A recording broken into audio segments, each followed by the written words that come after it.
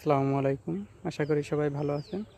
আমি আজকে আসছি বাংলাদেশ কৃষি গবেষণা ইনস্টিটিউট ফুলের গবেষণা ফিল্ডে। অনেক দামি দামি ফুল গাছ নেট দিয়ে লাগানো, যাতে কেউ ফুল ছিঁড়ে না নিয়ে যেতে পারে।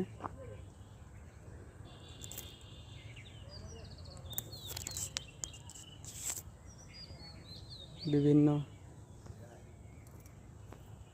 কালারের ফুল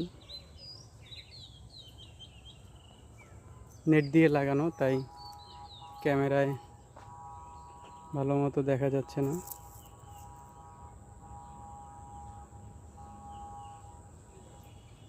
তাও যতটুকু দেখানো যায়।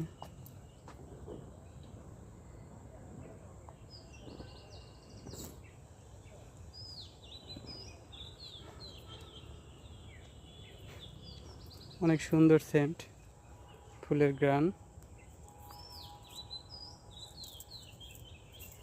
এরকম ফুল আমি আগে দেখিনি।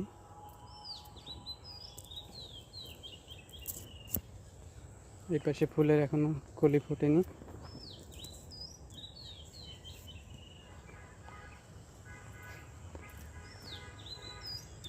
এই পাশে আরেকটা ফুল।